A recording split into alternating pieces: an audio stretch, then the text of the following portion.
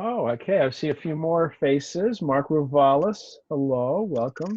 Yeah, you lost Katie. your razor. You lost your razor, Ovid. Well, I want to try to set the message that I'm Ovid, not COVID. So just so there's no confusion. Very good. Yeah, it's been a little rough with my family. They take license with these things. You know.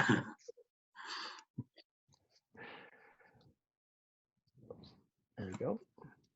So I think maybe we can start now. We have at least a core group to begin with, and we really appreciate the time that our professionals are giving today to help give us this update about our efforts here in New Hampshire. And by way of introduction, I'm Ovide Lamontagne. I'm chairing the Campaign for Legal Services, and I'm being assisted, as we all are, by Sarah Palermo, who's doing a great job. Sarah and I had a little pre-session meeting this morning, and her daughter Zoom bombed us. It was excellent, and but she's apparently not going to do that for this session. So hopefully we don't have any Zoom bombing as it is. And what we're going to try to do is at least receive a update from 4 of our professionals, and then I'll ask a few questions, and we'll open it up for general questions. Yes. So if you're not speaking, if you don't mind muting your audio, and then as we go Okay, through what the heck is going on? I see somebody just joined us, and I don't know what happened there, but we'll continue to go through. So why don't we start with Sarah Matson-Dusting, who's the head of New Hampshire Legal Assistance, and she's been working for NHLA for 12 years. She just joined recently as the executive director of NHLA, and it's important for us to have somebody who's practiced in the field to be able to lead the organization. So Sarah, thank you for joining us today, and maybe you can give us a little update about, from your perspective, how things are going for NHLA. Sure. Thanks, Ovid, and thanks everyone for joining us this afternoon, especially on the first nice day that we've had in a while. We appreciate you being with us. So like probably all of your firms, we quickly transitioned to remote work during the 3rd week in March. We have been able to maintain, generally speaking, operational continuity. We have continued to do intake. We have continued to work with our clients over the telephone and via video conferencing like this.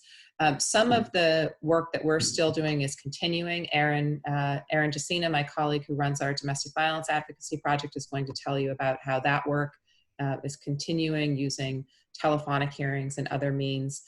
So we are continuing to do the work. We're completely open. We're just scattered from 40 offices instead of 5. And what we're really turning to now that we've settled into a new normal of remote work is starting to plan for what we anticipate will be a really significant surge in need over the next several months. We expect that to come in waves. For example, as the eviction and foreclosure moratoriums are lifted, we expect to see more of those kinds of cases. We think there'll be a slow burn of unemployment insurance cases that will likely increase over time. Special education cases, we think, may become an acute need in the fall as folks return to school and perhaps haven't made progress, need compensatory education. So we think we'll see these successive waves of increased need coming over the next several months and continuing really until the economy is back in a good place. So we are absolutely hunkering down and preparing for a long haul here. Thank you, Sarah. Sarah, have you been able to maintain your staff at full level and so far? We have so far. We are definitely concerned about a couple of key revenue sources. The IOLTA grants program, which is administered by the Bar Foundation, and our state funding together make up about 45% of NHLA's revenue. The other 55% is an incredibly diverse group of a couple dozen other funding sources, but those are really our big 2. We don't know yet for sure how much the IOLTA revenue will decline. We think, candidly, best case scenario, it'll probably be a 20 or 30% decline. It could be worse than that. So that's a big chunk of income for us in this year as well as in the next calendar year. The state appropriation, I'm sure folks have read that the state budget is potentially facing hundreds of millions of dollars of cuts in the second year of the current biennium, and then looking ahead to the next biennial budget. So this is a scenario that we've experienced before, having a huge increase in need at the same time that available funding declines. The last time around, it was not a pretty picture. We closed 2 offices. The staff shrank by close to half. So we're really doing everything we can to try not to have a repeat of that scenario. But it's on my mind day and night. Wow. Thank you for that. And Brecky's with us as well. Brecky's heads up LARC, and she's been doing this, working at LARC since 1996. Amazing career there. And she took over as executive director in 2018. And she started her work in North Conway. So, Brecky, what can you tell us about how LARC is doing now? Well, LARC is, as NHLA is, we're holding our own right now. We are almost all working remotely. There's just a few of us who continue to come into our office. Fortunately, we have a lot of space here, so we're not right on top of each other. Our intake staff continue to man the phones and handle the online applications, providing advice, mostly in housing and family, as is our general practice. We are, as Sarah said, anticipating a steady increase in demand as the consequences of our current situation start to build on our client community. And I think one of the things we're really concerned about is not just the increased demand from our client community, but the increase in our client community. In a webinar that I participated in not long ago with the Legal Services Corporation in Washington, there was a lot of discussion about the increasing population across the country who will become eligible for legal services, in many cases for the first time in their lives. As a result of this long unemployment or reduced employment. So I think there will be on both sides, our traditional client community needing more help and a significant increase in those who are eligible for services. So we're working with New Hampshire Legal Assistance and the Pro Bono program at the Bar Association to try to find ways that we can be prepared to respond to this increasing demand. Thank you for that. Legal Services Corporation, if I'm not mistaken, is your largest funder. How is the funding stream coming from them? And is there any indication you'll get more support with all the federal activity that's happening now with CARES and PPP and all? Yes, well, as it happens, we have gotten more support. The Legal Services Corporation did receive funding through the first, through the CARES Act. So there is some increase in resources at LARC, which we're hoping to use, again, with NHLA and Pro Bono to try to design a way to respond to the increasing need. It's somewhat interesting for the first time to be finding that the Legal Services Corporation is both the most stable and the increasing source of legal services funds. After many years of it being challenged, we're really grateful for the work they've done to build such incredible bipartisan support in Washington, that they were able to successfully advocate for money in the first round and are hoping for additional funding in the next round of stimulus money out of Washington. So with my fingers crossed, we're hoping that we're going to be able to actually respond to increasing demand and need from our clients. Great. Thank you, Brecky, for that update. We really appreciate it. And next up, we're pleased to have Erin, I'm going to hopefully pronounce your name correctly, Josina. Is that correct? Yes, that's Josina, good. okay. Yep. She's the director of the Domestic Violence Advocacy Project at NHLA. And you've been with NHLA since you were in grade school, it looks like, since 2008. Holy mackerel. Yes, 12 years. So, and for those 12 years, I've worked on the Domestic Violence Project, so the entire time. We're still up and running, as Sarah said. We are taking protective order cases. Those are the primary referrals that we are receiving right now. I will say that the referrals, both the protective order referrals and the divorce and parenting referrals that we receive from the crisis centers are down at this point. That's not unexpected. It's not surprising. Victims right now are in their homes with their abuser.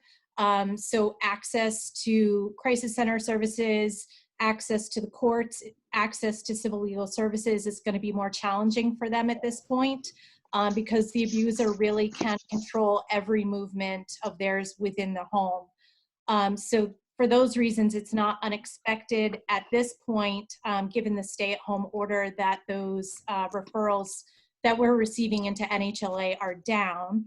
But that being said, the referrals that we are receiving, we're jumping on those referrals. Our project staff are doing amazing work, continuing to provide holistic and trauma-informed services to our clients under very challenging circumstances. We're doing these protective order hearings telephonically.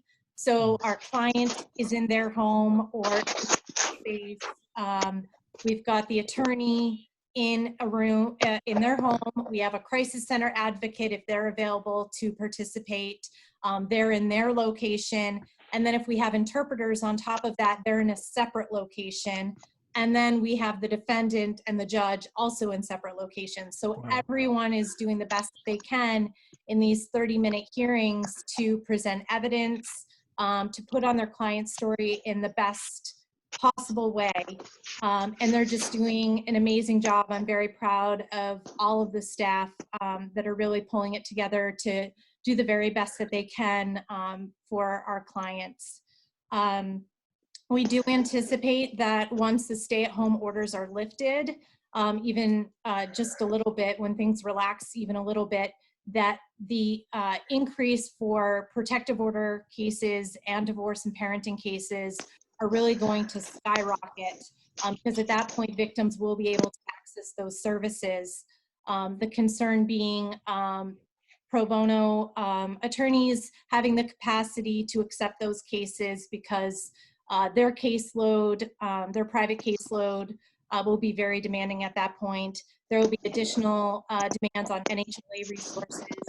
So, there's always the issue of being able to meet the demand for services, but we expect to see a huge surge in these types of cases. That's definitely on our mind, making sure that we can meet that demand and those requests for services as best we can. By the way, if I can ask, if you're not speaking, could you just put your video conferencing on mute? There's a mute button either at the top or the bottom of your screen. That would be great. Is there any precedents that you can point us to, prior experience during periods of crises where you've seen a reduction in reports and then a surge after the crisis is over or relaxed? Nothing I would say is really compared to this. There's always certain times of the year when things are a little bit more, we get more referrals. For example, the holiday season, things generally are a little bit quieter because people are trying to stay together. They're reconciling, they're trying to be in their homes with their families for Christmas. And then after Christmas, people have kids are home from school on vacation. And things tend to happen after the holidays. The abuse tends to increase. Just things like that times of the year. I'm trying to think back during the recession if we saw a decrease. I'm sure that we probably did. Nothing compared to the numbers that we're seeing right now. And I will say, prior to COVID-19, we were seeing already a surge in the amount of referrals that we haven't seen in years, for protective order referrals mostly.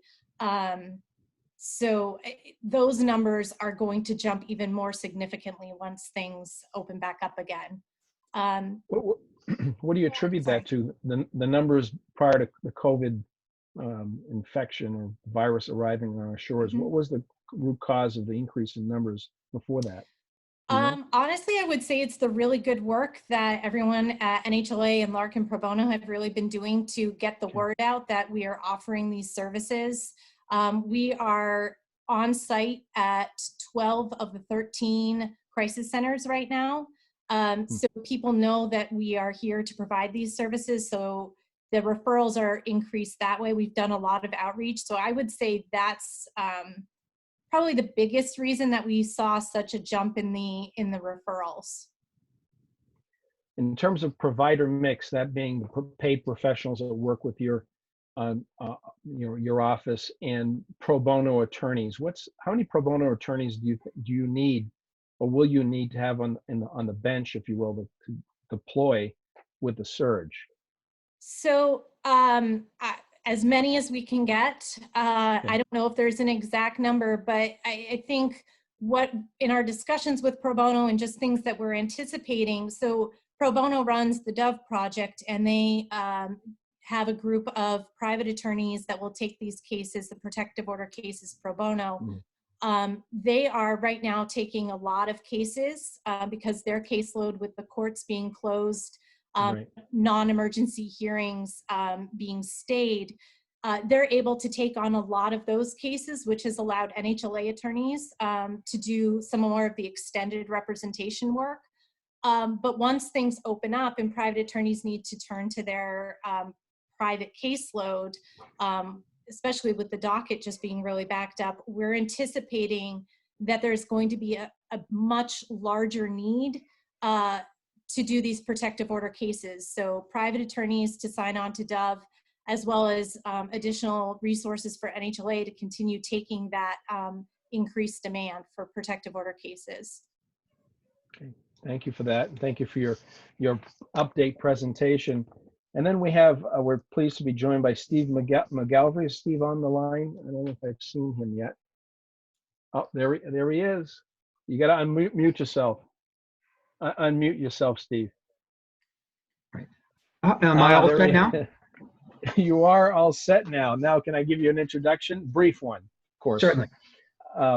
You're the head of the housing justice, or you're the housing justice paralegal at LARC, and you've been with LARC for 19 years. Thank you for your service, sir. Really are grateful to you. What can you tell us from your perspective? How's it going? Even though there's a moratorium on evictions and foreclosures and that sort of thing, what are you seeing from your frontline perspective? Well, as Berkey had mentioned, our intake staff, they're still taking calls every day, and we actually get a lot of housing people still calling in, asking about eviction. The governor's moratorium has banned non-payment evictions.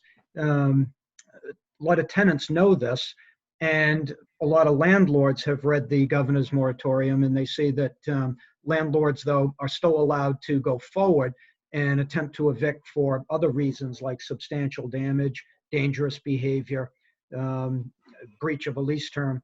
And so some landlords have threatened our clients with eviction. They're upset because the pandemic has caused a lot of our clients to lose their jobs, to be furloughed, their places of business shutting down.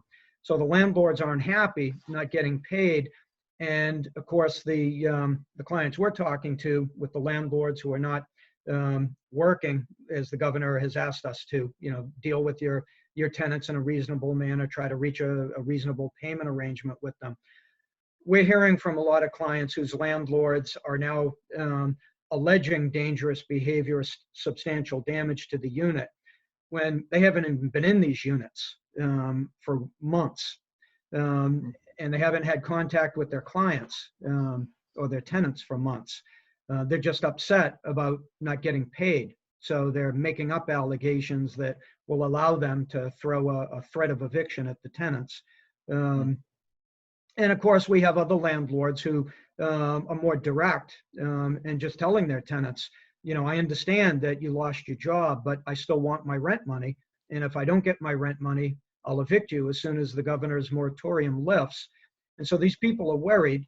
Being a housing advocate, these times you're by default a public benefits advocate. You advise your your clients to go to the town or city welfare office and try to get current now, rather than waiting for the moratorium to end and then have several months worth of arrearages that you're trying to get caught up on.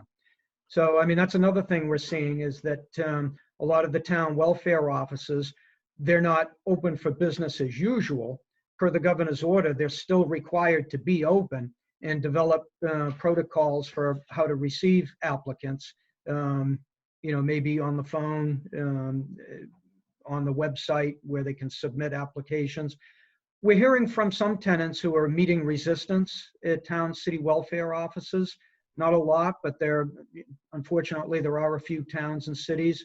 One town, I won't mention the name, but the welfare officer actually told our client that RSA 165, the state law that requires towns and cities to offer assistance to poor people who can't support themselves, that particular statute had been suspended when it's still alive and well. And so we're giving a lot of information to people right now who may not be facing homelessness because of the moratorium. They are in place, but they're getting a lot of misinformation, maybe from their landlords, maybe from a welfare officer, maybe from one of their friends who doesn't really understand how things are supposed to work right now. And unfortunately, the governor's moratorium protects bona fide tenants. It does not protect people who haven't established tenancies. These would be occupants in rooming houses who've been there for less than 90 days. That's the way the statute reads. If you move into a rooming house and you haven't been there for at least 90 consecutive days, you're just a guest and you can be removed. Even during the moratorium, during this pandemic, where everybody feels they should stay in place, you can be removed. There are people who move into rooming houses who have established a tenancy, and they don't know the law, and they don't know that they've established a tenancy. And some of the rooming house operators are trying to take advantage of that, and they're still threatening lockouts if the person falls behind in their weekly rent. So we have a lot of serious issues, a lot of people facing homelessness, and some people who may not be, but think they are, calling in, looking for help and direction. Right. Sarah Palermo shared with me that you were representing an individual who was in a motel, which is not even a rooming house. How did that case play out? Yeah, I mean, these statutes that we have that determine tenancy as opposed to occupancy, it becomes very confusing very quickly. Normally, you move into a room in a hotel or a motel or an inn, you never establish a tenancy. You can be there for years. And incredibly, the owner of that motel can tell you to get out. And if you don't get out, they can have the police remove you or just change the locks. If they have a combo lock to the door, they can change the combination and you're locked out. The particular case you're talking about, I just want to be clear that had a good outcome, but that case was rare. That we want to hear, a good outcome. Yes, yeah. This particular person had been living in a part of that inn, that motel, that was not usually made available to vacationers. In fact, it was behind steel doors that said no guests beyond this point. And these rooms that our client was in, they were reserved for workers, and that was their apartment they were given as part of the payment deal. And so, case law we have in New Hampshire that says under most circumstances you never establish a tenancy in a motel. In that case, this carved out an exception. Since this was never made available to guests, she had established a tenancy, and that innkeeper who told her to get out, we advised that person about her rights, specifically a petition you can file at court claiming an unlawful ejection. And we advised her to present that situation to her landlord and say, don't lock me out, or we're both going to be experiencing some trouble. And that worked. And as far as I know, she's still there. She has my extension, and I haven't heard from her since we had that last conversation. So I have to assume she's okay. Good job, Steve. Good job. So why don't we open it up to the floor, so to speak, or the screen, however you want to do it. Anybody has any questions? And feel free, don't forget to unmute yourself if you have a question.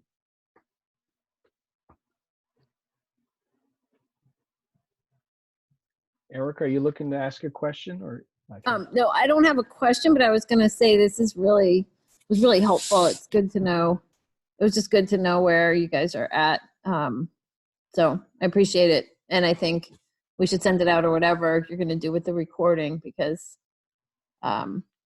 it's very, very helpful to know. Obviously, there's going to be a surge, but the funding stuff and also what you guys are doing right now on the ground. So nice job on this. It really was informative. Yes, we had some great professionals presenting. Does anybody have any questions? And don't be bashful. You know, you all are part of the team, whether you're benefactors or on the council or doing other things. We really want to hear from you if you have any questions. So Ovide, this is my, oh, Okay, go Mark, ahead. go I'm ahead. sorry. No, go ahead. No, I was going to call on somebody, but Mark, you go ahead. I had talked to Sarah a few weeks ago about the campaign breakfast, which had to be postponed. Is there any more news on that? And in addition, are there other thoughts that are germinating about how to replace or substitute for declining IOLTA fund, or even it's hard to lobby the legislature for more money when the legislature is dispersed also, but maybe some comments about steps that are being taken in that regard. Sarah Palermo, can you update the group as to those questions? Certainly. The breakfast has been postponed. For those who may not have attended in the past, usually our largest annual event is our kickoff breakfast, and we try to hold it within the gap between April vacation and the start of summer. So it had been planned for May 15th, and when it seemed like it might be a situation where gatherings would be allowed again in the fall, if this were under control by then, we moved forward with selecting the date of September 17th.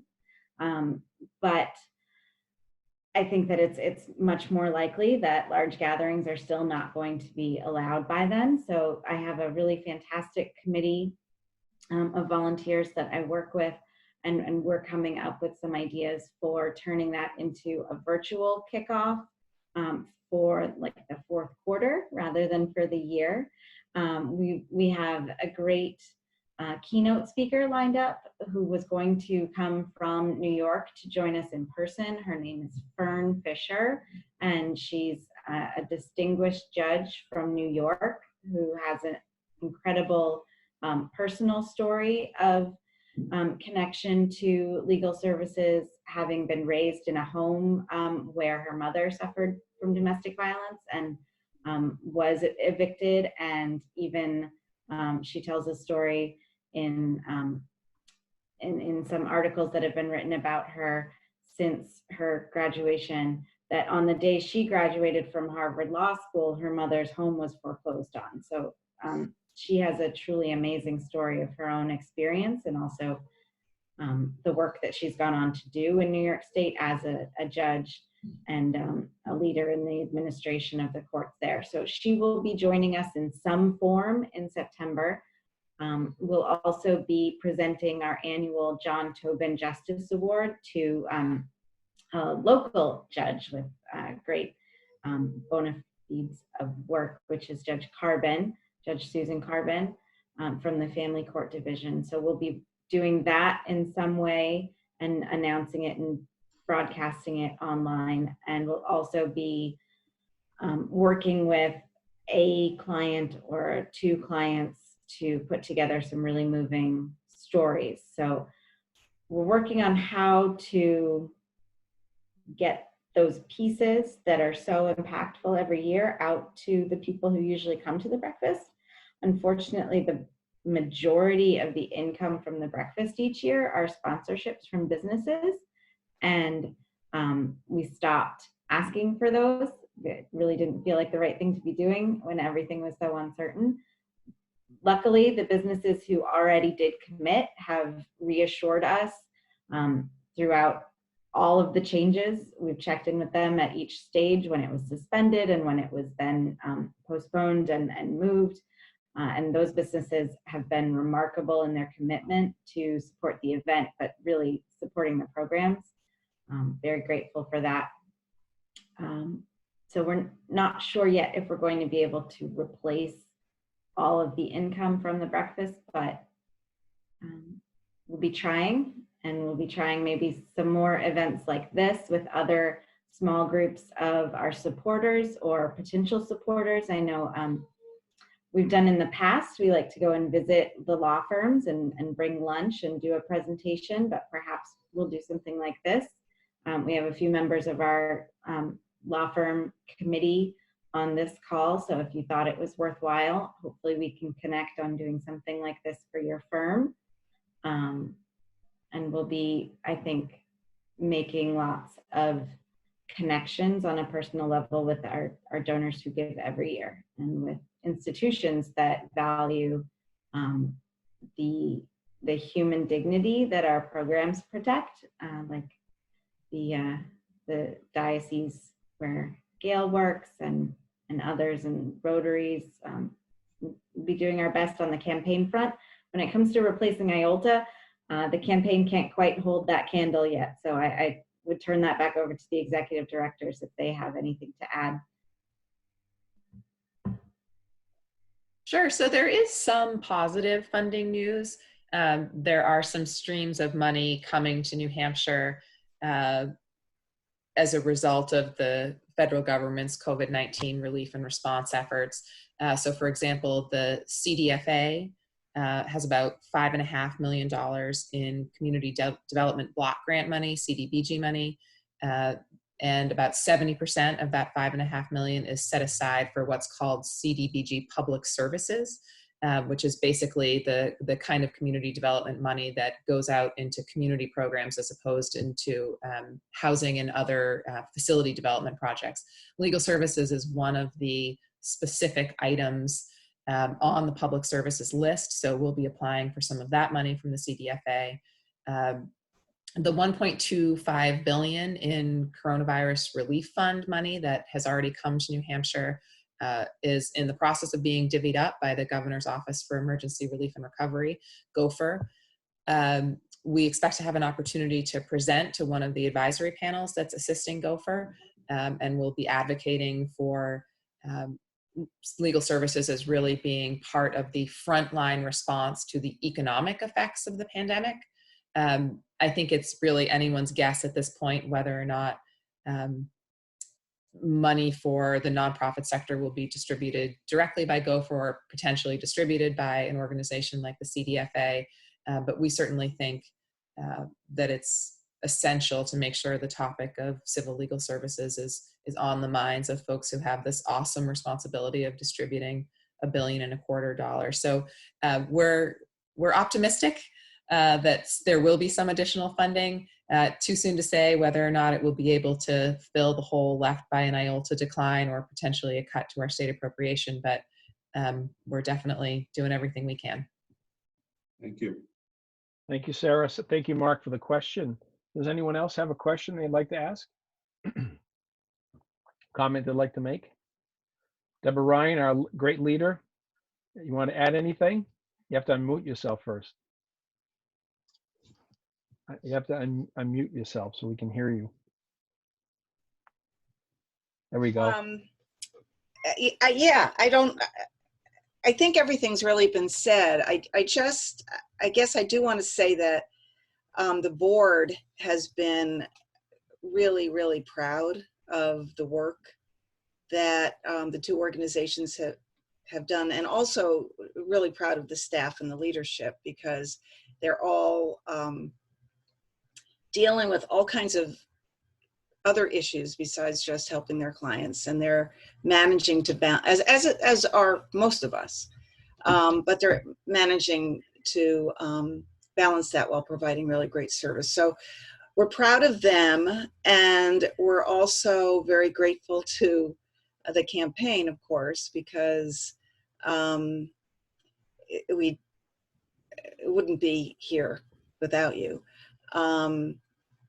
And Sarah has done an incredible job as a director, and Ovid and Erica have been amazing. And, you know, I think that we have executive committee meetings every month, and we had one last night, and I think that we're all nervous and concerned, as is, I'm sure, everybody in general, but also in the nonprofit world. And we are concerned, of course, about IOLTA. We're concerned about the state appropriations. We're concerned about the increase in population that of poor people that will undoubtedly occur after this. And frankly, you know, we're worried about the decrease in people's ability to contribute to philanthropy. And so that's going to be a really big challenge, I think, for the campaign. But I know Sarah's up for it, and we're going to do the best we can. So, but thank you all, you know, really for participating. It's important work that the organizations do, and it's important work that all the supporters do. So thanks. Thank you, Deborah, for your leadership and those kind words for all who are involved. Anyone else like to weigh in? Questions, comments? All right. Well, I know we're in happy hour time, so this is a good time to say thank you all to our presenters, Sarah and Aaron and Steve and Brecky. She's no longer there. Steve's taking her place. We want to thank you for your good work. She's right here. Okay.